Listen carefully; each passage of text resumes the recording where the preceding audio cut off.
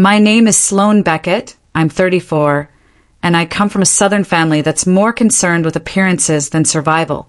While my brother Theron inherited the family trust, the respect, and the country club invitations, I was the one who left, built my life in Seattle, paid my own way, and tried to forget that I ever shared DNA with people who weaponized guilt like a second language. I've always been the outsider, the mistake they tried to mold into someone obedient, but I never fit, never bent the way they wanted. And just when I thought I'd finally escaped their grip, my mother called me at 3:14 a.m. with a voice full of desperation and a choice so twisted it didn't sound real. She told me I had to choose, pay off her secrets or babysit the next generation of them. The airport in Savannah always smelled like lemon polish and decaying magnolia blossoms. Even the air conditioning couldn't hide the weight in the air. Mom met me at the curb. Black dress, oversized sunglasses, gold brooch shaped like a swan, still pretending the house wasn't on fire. "You came," she said, like she hadn't just ambushed me at the edge of sanity. "I'm not staying long," I replied. "Just here to look at the damage." The ride back to the house was silent until she said it again. "I'm drowning. Sloane. Credit cards. Mortgage. Your brother is useless. And Cole. Someone has to look after that child. Theron made that mess. Not me." She didn't flinch. "Then you choose. Pay my bills. Or babysit the consequences." The front door stuck like always. Paint peeling. A lock that had been replaced 3 times. Never because it broke, but because someone always changed it without asking. Inside, nothing had changed. The same velvet couch. The same ticking grandfather clock. But the energy was wrong. Like the furniture was listening. I dropped my bag. "Show me the papers." Mom reached into a drawer and pulled out a neat folder. Color-coded tabs. "I was going to tell you. I meant to." "Stop," I said. "I don't need the monologue. Just facts." The folder was labeled Beckett Holdings, Joint Accounts. My stomach flipped. My name was on every document. Co-signed. Authorized. Liable. "This isn't joint. It's forged." She didn't blink. "You gave me power of attorney in 2016. That was for a dentist appointment." "Well, it's the same principle." I stepped back. The living room swam. My heart punched my chest. "The law doesn't care about your interpretation, Mom." She took a breath. Calm. Calculated. "Look, you either settle the debt, 92,000 and some change, or you take Cole off my hands while I figure it out. That's not a choice. That's a hostage situation." She smiled. Family is always a hostage situation. Outside, a car door slammed. I looked through the curtain. Theron. Perfect timing. He walked in like he owned the place. "Heard you were back." "Temporarily." "You think you're better than us now? With your Seattle job and your big words."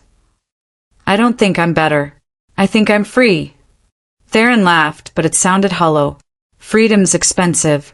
You'll learn." Later that night, I sat on the back porch. Phone in one hand, the folder in the other. I opened my banking app. I was still locked out. Password error. I tried again. This time, it let me in, and that's when I saw it. A loan. $92,000. Approved 6 weeks ago. With my name. My signature. My email. Only one problem. I never applied for it. The sky above the moss-draped oaks was darkening fast. I walked back inside and found Mom sitting on the couch with a glass of wine. "I didn't authorize that loan," I said. She didn't look up. "Then dispute it, but I wouldn't recommend it." "Why?" She turned to me, slowly. "Because if you dig too deep, you'll find things about your father you're not ready for." I stared at her. The wine, the folder, the silence. My pulse thudded in my ears. She didn't just give me 2 choices. She gave me a loaded gun and asked me to pick which part of me to shoot. I packed in 24 minutes. 1 bag, 2 burner phones, the folder, The last thing I did before leaving was delete the bank app. Not sign out. Delete. I didn't trust any line that connected me to this house anymore. And I sure as hell didn't trust who else might be watching. Theron was in the kitchen, peeling an orange with a steak knife. "You leaving already?" he asked, like this was brunch. "Just going to get some air." "In Seattle," he smirked. I stared at him. When someone puts a cage around you and calls it love, the door never opens by accident. I shut the front door harder than I needed to. The sound echoed like a shot. Cut scene. I was on the red-eye to Portland 2 hours later. Middle seat. Baby crying 2 rows back. A guy next to me who didn't understand headphones existed. But my mind was elsewhere. My mother's folder. The loan. The signature. There's a kind of silence that doesn't feel peaceful. It feels like someone's holding their breath across the room. That's what the cabin felt like. Even at 35,000 feet, I felt watched. At baggage claim, my phone buzzed. Not my main line. The burner. No caller ID. Message. That wasn't your signature, but it's still your debt. I froze. My thumb hovered over delete, then screenshot. My heart thudded, like I was running and falling at the same time. Someone new. Cut scene. I took a cab to Silas Cade's place, my ex. Also a cybersecurity analyst with questionable ethics and a permanent hoodie. We hadn't spoken in 2 years. I didn't care. He opened the door half awake, half skeptical. "Sloan, I need you to look at something." That's what they all say before the feds show up. It's not the feds. It's worse. I dumped the folder and the flash drive on his desk. He looked at the flash like it was radioactive. Where did this come from? Hidden in my father's old drawer.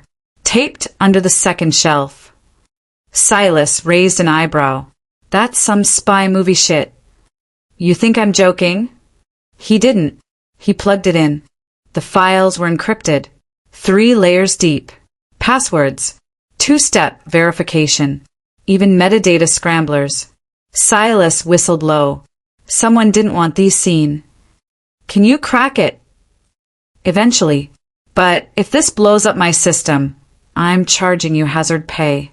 Cut scene. 20 minutes later, he had partial access. 1 file. Labeled. Documents. He opened it. Sloan Beckett. Social security number. Address. Employment history. Loan data. But then, a redirect. A secondary folder. Inside that, transaction logs. Wire transfers. All traced to a shell nonprofit in Savannah, registered under a name I hadn't heard in years. Harvey Slate. My hands went cold. Who the hell is Harvey? Silas asked. My father's driver. He vanished after the accident. What accident? My father's. Cut scene. A dull ache settled behind my ribs. The documents showed biannual transfers, starting the quarter after my dad's death. Always 92 grand. Always routed through different holding accounts before landing in the nonprofit. Someone's using this account to launder, Silas muttered, and they're using my name to front it. I stepped outside. Air. I needed air. It was pouring. Of course it was. Raindrops hammered the sidewalk. Cold, fast, merciless. I stared across the street. A black SUV. Parked wrong. Engine on. No license plate. I moved back inside.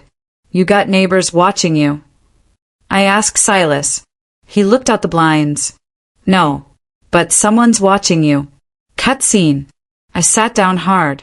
What if my mom knew? I whispered. What if this isn't just debt? What if it's legacy-level betrayal? Silas leaned back. I always thought the rich played dirty. But this is war. I grabbed my bag. I need to go back. Something's still in that house. I saw a safe in my father's office.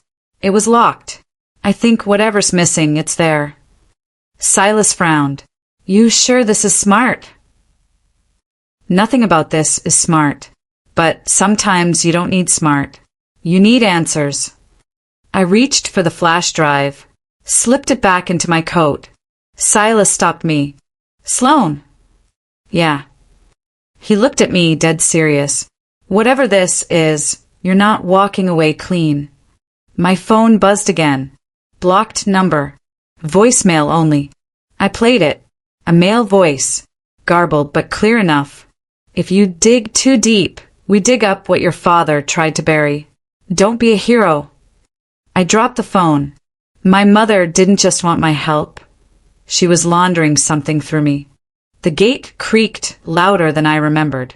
I slipped in through the side path behind the azalea bushes, avoiding the security lights like I used to sneak out for parties at 17. Back then, I was scared of being caught.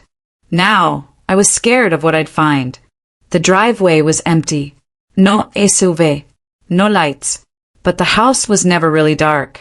It always had that hum, like something inside it never quite powered off. I slipped the spare key from under the cracked terracotta frog. Mom never changed her habits, only her alibis. Inside, the air smelled like lavender spray and old secrets. I moved fast. Dad's study was exactly as he'd left it, minus the dust. Someone had been in here recently. The blinds were shut. The desk wiped clean. The safe behind the oil painting was still there. I knelt and felt under the carpet. Cold metal. Still locked. Still waiting. I stood scanning the bookshelves. Moby Dick. Criminal law. Family Bible. But the Bible was off-center. I pulled it. Click. Behind the shelf, tucked in a hollowed-out panel, was a black envelope marked with my name. Sloan, open only if. My breath caught. I opened it. Inside, a flash drive and a single typed note. If you're reading this, I didn't die by accident. The words hit like a hammer to the chest. Cut scene. My hand trembled as I tucked the drive into my coat pocket. Footsteps outside. Too heavy to be wind. I turned off the light. Slid behind the door. The front door creaked open. I held my breath. Keys jingled. Then a familiar voice. You really are your father's daughter. Theron. I stepped out from behind the door. You following me now? He shrugged. You never were subtle. I moved to block the desk. He noticed. Smiled. I came to get some papers. Which ones? The ones with your signature, or the ones with mine forged on them? Don't be dramatic. You mean like dying in a car fire? That stopped him. Careful what you stir, Sloan. Some ashes still burn. He walked past me, went straight to the liquor cabinet. Poured scotch. No ice. You want to know the truth? He asked. Always. I told Mom not to pull you back in. Said you'd dig. Said you'd find what he left. I stepped closer. Then why are you here? To see if you found it first. He downed the drink. And then he looked me dead in the eye. I think Mom killed him. Silence. Only the rain tapping glass, like fingernails. You're serious? She made him sign over everything. The house. The accounts. The trust. He tried to undo it. He threatened exposure. And then the brakes failed. Theron nodded. But there's no proof. Unless that's safe. Cut scene. Lightning outside lit the hallway in flashes. I opened the safe. Inside, a stack of old ledgers, a vintage dictaphone, and a manila envelope sealed with wax. My heart thudded against my ribs. I grabbed it all. Theron didn't stop me. Instead, he reached into his coat and pulled out a photo. Me, at 16, standing with Dad in the garden. Behind us, a shadowy figure half cropped out. That man in the background, he said. That's Harvey Slate. The name hit cold. Dad's driver. Not just that.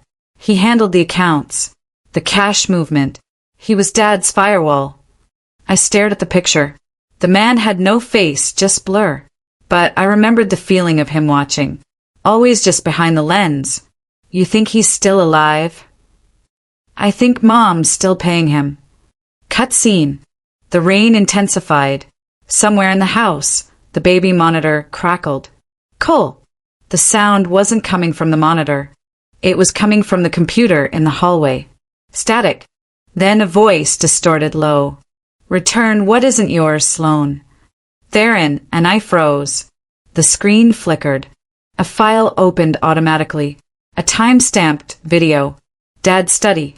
Current date. Live feed. Someone was watching the house. I disabled the cameras, Theron muttered. Clearly not all of them. The screen zoomed. A red dot traced across the hallway door. Laser pointer. Down! I yelled. We hit the floor.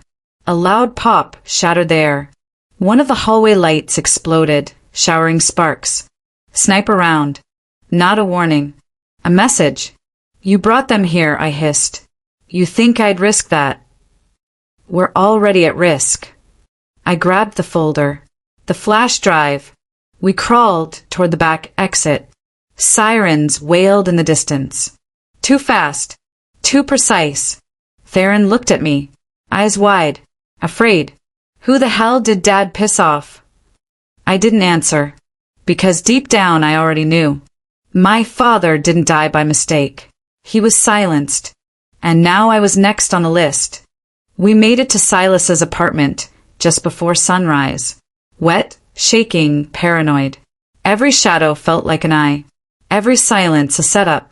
Theron hadn't said a word since the shot. Just stared out the car window like he was watching a ghost follow us. Inside, Silas pulled the blinds, checked the hallway twice, then locked the door with 3 different bolts. You weren't kidding, he muttered, eyeing the scorched folder in my hands. I told you it's not just about money anymore. I dropped the flash drive on his desk like it burned me. This was in Dad's safe, along with tapes, handwritten ledgers. There's a whole system underneath the life we thought we had. Systems always outlive people, Silas said, but they leave footprints. Let's see what yours looks like. Cutscene. The screen glowed. The drive opened with the password we found on the back of a Polaroid in the safe. Cole 1979. One folder. Labeled Red Map. Silas clicked. Multiple documents. Spreadsheets. A map of the eastern seaboard. Shipping routes. Bank transfers. Transaction IDs with coded tags. But one file made my breath catch. Slate_assets_channel.pdf. He opened it. A list with account numbers, holdings, and a name I hadn't seen since I was 11. Harvey G. Slate. Theron leaned in. He's alive. Silas scrolled. Several accounts were active. One was routing funds as recently as 3 days ago to an address in Amherst, Massachusetts. Cut scene. I stood. That's where I'm going. Theron grabbed my wrist. No, you need to think. This guy disappeared after Dad's death. If he's still breathing, it's because someone paid to keep him hidden. Then I'll find out why. Silas nodded. She has to go. Theron scoffed. What is this amateur espionage now? Silas didn't flinch. I've seen worse in pharma mergers. You don't get it, I said, shoving my coat on. This isn't just about a will, or inheritance, or dirty money. It's about a man who knew too much and vanished. And somehow, my name's been tied to it ever since. People say you can outrun your past, Silas muttered. They forget the past can drive. Cut scene. I was in Amherst by dusk. Rented car. Bernard GPS motel. 6 miles out, cash only. The address led me to a rundown house behind a shuttered auto shop. Faded sign read, C. Fisk Garage. Backlot overgrown. One dim porch light. No car. I knocked once. Silence. Twice. Shuffling inside. Then a lock clicked. And there he was. Older. Thinner. Left eye glassy from damage. Right hand shook when he opened the screen door. Who are you? I held up the photo of me, my dad, and him in the background. His face didn't change, but his shoulders did. He opened the door wider. Inside was dim, smelled like dust and something burnt. I sat at the edge of a sunken armchair. He moved slow, every step like he expected it to collapse. "You know why I'm here." He nodded once. "Your dad knew he'd be killed," Harvey said. "He told me 2 days before the crash." I froze. He found out the fund wasn't just a shelter. It was a siphon. Someone was moving money through the non-profit into private accounts. Someone with access. And signatures. My mother. Harvey nodded. And someone else. Someone above her. Who? He hesitated, then stood, went to a locked drawer, pulled out an envelope. He dropped it in my lap. Inside were records. Checks signed by a man named Nolan Thoreau, board director of AMC Savannah. AMC, the same bank that approved the fraudulent loan in my name. I stood up too fast. Harvey's voice cracked.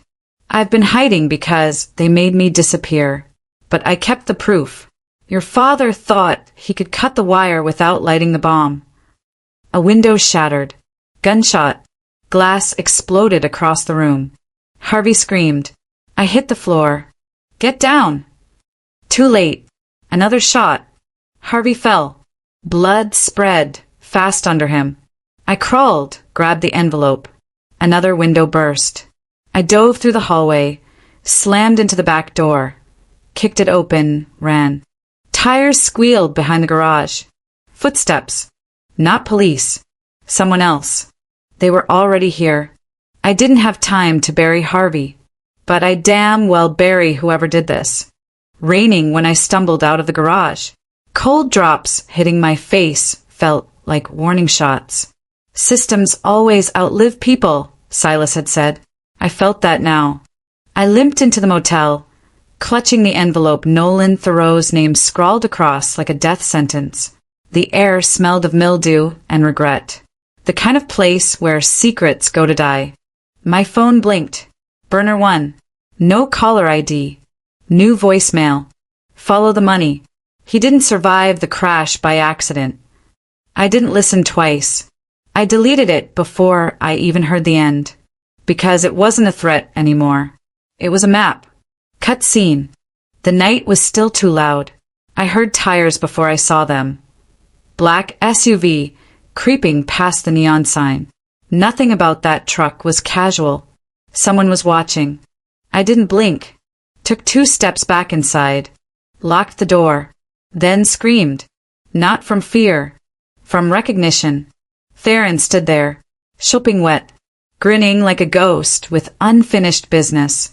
You shouldn't be here, I said, voice low. I wasn't planning on it, he replied, until I heard your voicemail get deleted. His eyes didn't lie. He'd been listening, tracking, embedded. I wanted to punch him. Instead, I pulled the envelope out. Explain this. Theron's face changed for a split second. Regret or calculation? Hard to tell. You were always Dad's favorite, he said, bitter. Always the one who walked away. Guess you didn't really go anywhere. I swallowed. Don't bullshit me. You're not here for closure. He exhaled, leaned against the peeling wallpaper. Fine, but we don't have much time. Why? You think they only want you? He asked, eyes flicking to the window. No, I said. I think they want answers. I think they want you, he corrected. Cut scene. I dropped the envelope on the bed. The wax seal cracked. I didn't notice until now. Inside were checks, letters, and a note written in my father's distinctive scrawl. She wasn't supposed to find this. Not yet. My breath stopped. Below that, another note typed. You think you know betrayal? You've only just begun. Outside, the SUV revved. We heard it through the thin walls, a heartbeat of threat. Theron stepped closer. Let me help you, he said. I rattled the documents. Checks signed by Nolan Thoreau to accounts I had never heard of. Numbers that didn't make sense. Final entries dated the week before Dad died. My dad didn't die by accident. He was cornered. And cornered animals don't go down quietly. A sudden knock at the door. Fust. Insistent. 2 sharp raps. Someone didn't wait. I grabbed the lamp, flipped it on. The silhouette at the peephole wasn't a cop. Not even close. A man in a hoodie. Face obscured. "Open up," he said through the wood. His voice was unfamiliar. Calm. Too calm. Theron stepped behind me. "Stay here," he whispered. I didn't move. The knob rattled. I reached for my phone. No signal. The man said again, "We can do this the easy way, Sloane." His voice cut through me. Cold. Certain. "Who the hell are you?" "We're the people your father crossed," he replied, breath quick in the thin crack between us. "And you're about to finish what he started." The door exploded inward.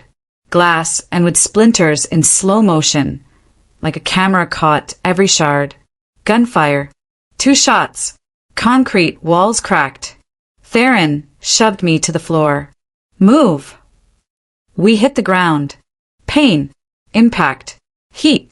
The SUV horn blared outside. I heard footsteps stamping through the room. Footsteps meant predators. I rolled over, catching sight of the intruder. Not masked. Not a stranger. Someone I'd thought was gone. Silas. But not the Silas I knew. His eyes were darker. Harder. Something snapped. "Why?" I gasped, crawling backward. The second silhouette rose from behind him. Tall, silent, breathing like a machine. Silas didn't flinch. "Look around," he said, voice flat. This was never about laundering money. Then what was it about? I whispered. His answer was a smile, thin, bitter. "Power. Legacy. And your father stole a key piece of it." My brain jittered. A long moment passed. Then the tall man raised his weapon. "I told you this wouldn't end peacefully," Silas said. Something in his tone made my heart drop.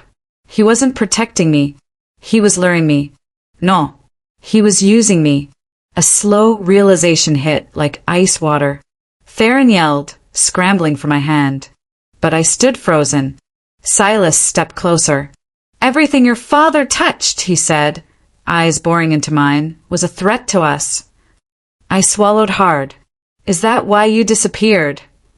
"No," he replied, "because someone paid us to." A third figure appeared in the doorway, drenched, breathing heavy, voice sharp. My mother, Marjorie Beckett. She didn't run. She didn't plead. She stepped in front of me. "Drop the weapon," she said to Silas. He looked at her, surprise flickering before contempt. "Nobody tells me what to do," he said. Mom didn't flinch. She reached into her coat. Out came a folder. Same thick paper. Same handwriting. Another envelope, sealed with wax. She tossed it at my feet. "Your father was never the only one who knew," she said. Theron blinked. I knelt, opened the envelope. Inside were photos. Photos of Nolan Thoreau, Dad, and Harvey Slate standing in a warehouse. Not just any warehouse. Cole's nursery. My stomach dropped. Mom whispered, barely audible. "He wasn't protecting your father. He was grooming him." Silence. Cold. Heavy. Then a single thought pulsed through the chaos. They didn't just kill my father. Now they wanted me to watch them do it again. Fire changes sound before it changes color. It crackles first, sharp and hungry, then it begins to breathe. By the time we reached the warehouse on the riverfront, the air already tasted like smoke and metal. Cole's crying echoed through the rafters. Hi, panicked, terrified. "Back door," I whispered to Theron. "No," Mom said behind us. "They want you coming through the back. They always trap the exit." I froze. Her voice wasn't shaking.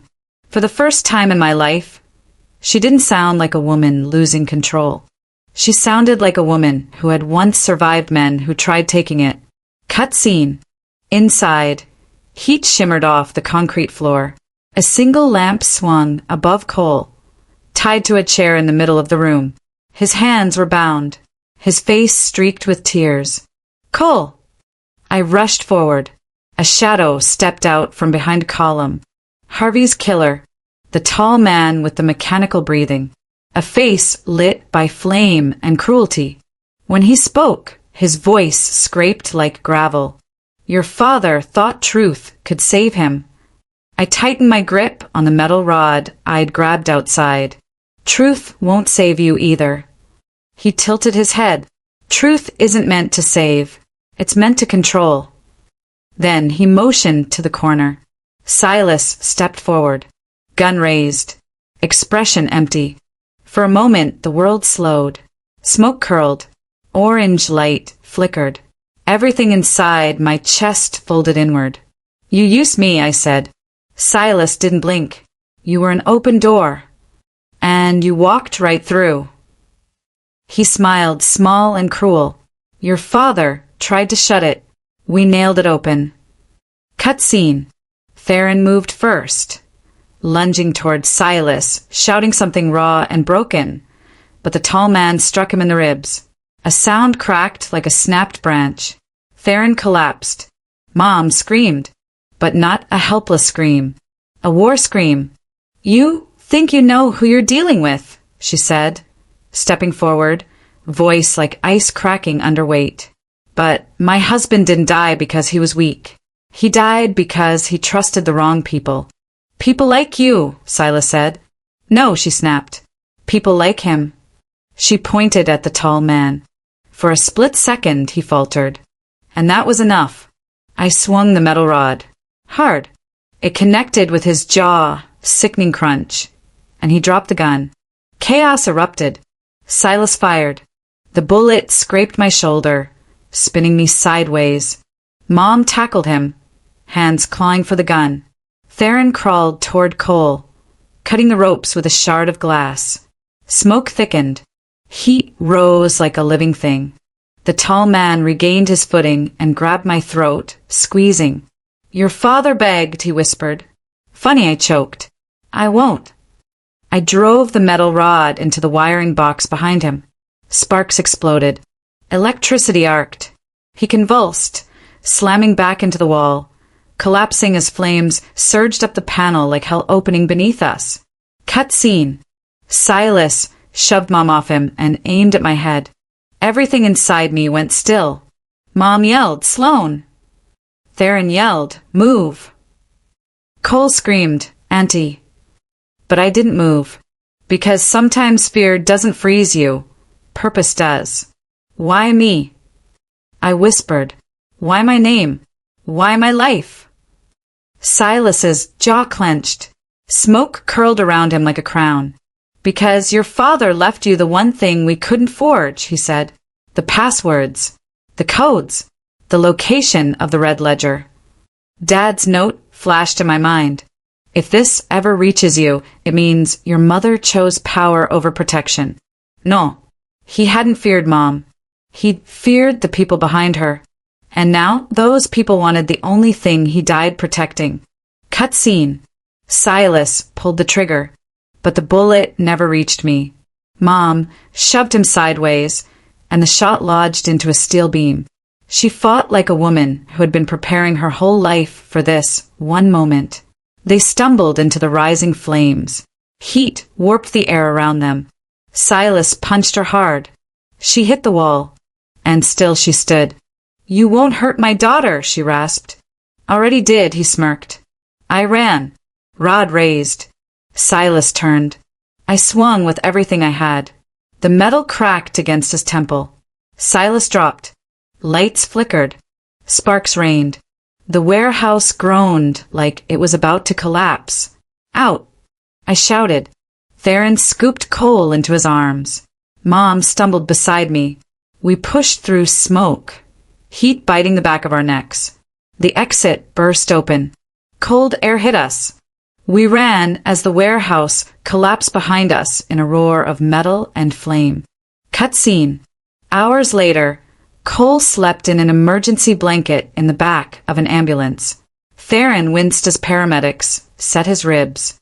Police swarmed the scene, asking questions with faces that didn't yet realize they were standing on a crime decades in the making. Mom sat beside me on the curb. Quiet, bruised, human.